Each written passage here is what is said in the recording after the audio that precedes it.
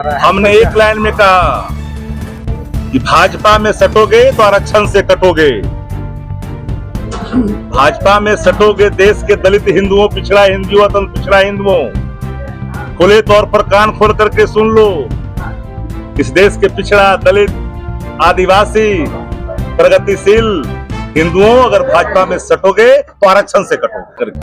किसी एक मुख्यमंत्री को, निर्वाचित को अपने जिस तरह से तंग किया एक आदिवासी के बेटा को, ये दर्द कभी भूल नहीं सकता।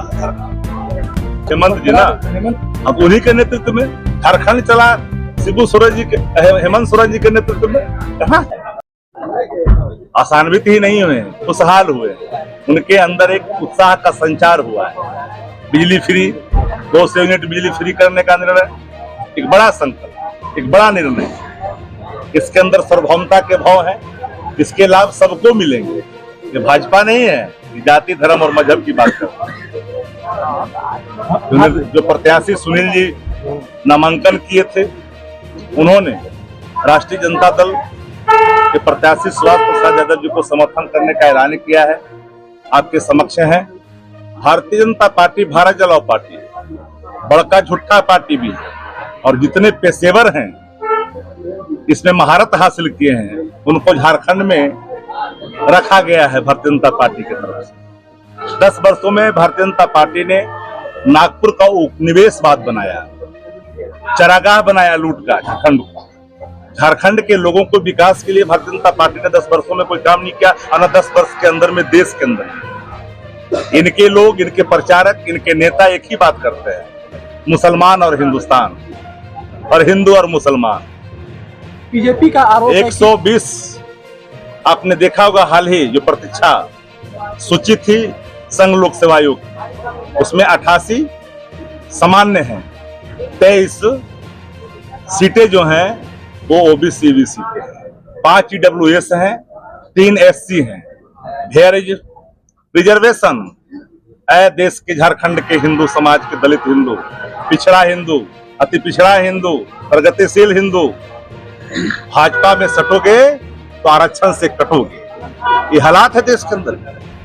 भारतीय जनता पार्टी उन्माद की राजनीति करती है, मजहब के साथ लड़ाने की राजनीति करती है। और कोडरमा के साथियों ने संकल्प लिया है, जो कोडरमा का दृश्य नामांकन के बाद जो उत्पन्न हुआ था, कई लोगों की जो आंखें नम हुई थी, और वो आंखें हमारे बगल में साथी जो सुनील जी हैं उनके भी नम हुए।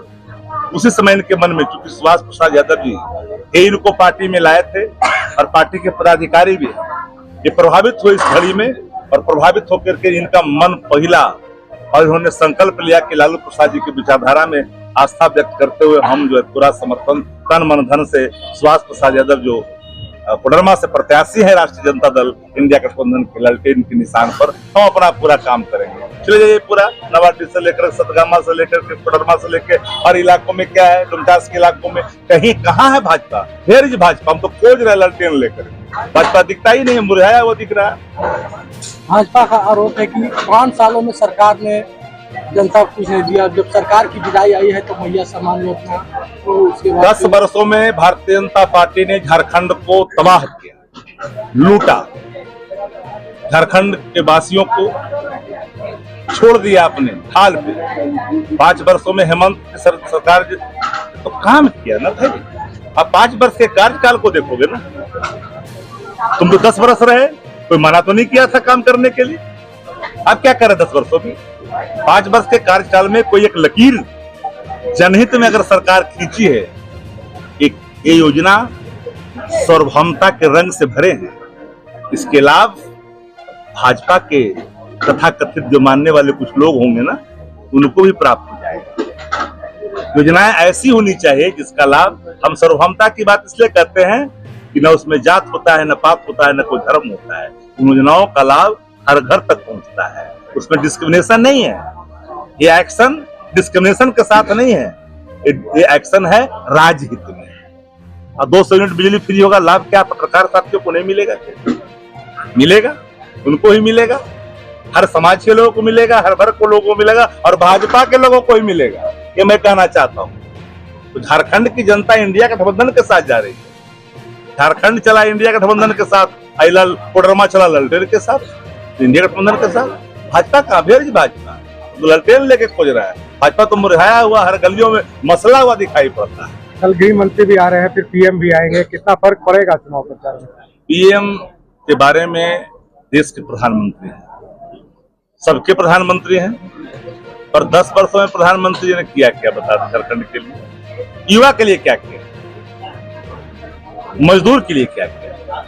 इस देश के अंदर में अगर 51% दिहाड़ी मजदूर हैं, मरहूम जेटली साहब ने शैक्षणिक आर्थिक सामाजिक स्थितियों को जब यूपीए के कार्यकाल में जो किए गए थे गणना, चाहते तो छिपाई थी, लेकिन जो आंकड़े आए थे हरके रोंगटे खड़े। 51% दिहाड़ी है।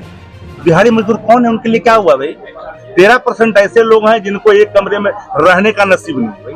वो कौन लोग जो भीख मांग के खाते हैं? वो कौन लोग? 23% जो आबादी जो उच्च शिक्षा ग्रहण नहीं कर रहा है, वो कौन लोग? शिक्षा के हालात देश में आपने क्या किया? अब आंकड़े निकाल लीजिए, आप पत्रकार साथी हैं, जाइए गूगल पर सर्च करिए, यूनिवर्सिटी में कितने आरक्षण का रोस्टर का पालन हुआ, कितने लोग हैं वहां पर, जरा बताइए। वो सेक्रेटरी है भारत सरकार में, जरा बता दीजिए। ये तो सवाल हम लगातार कर रहे हैं।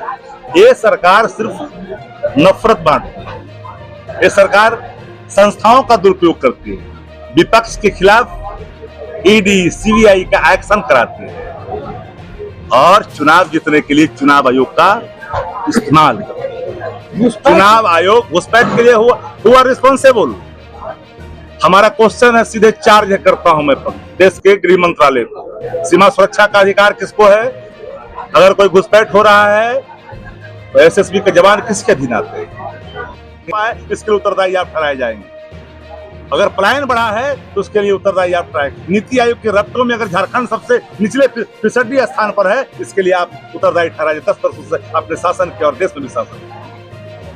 झारखंड सीटों पर आपकी दावेदारी है, सीट पर अपने आप को झारखंड में अब कहाँ लड़ाई कहाँ है?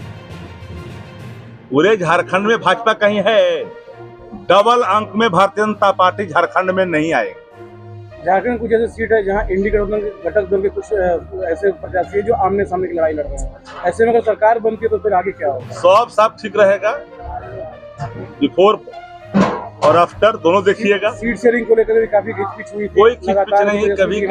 कभी कतिपय कारणों से कई जगहों पर वो चीजें सामने आती है, लेकिन हमारे जो पुरातन संबंध हैं सेकुलर जमातों के साथ, उसमें कोई खटास नहीं है।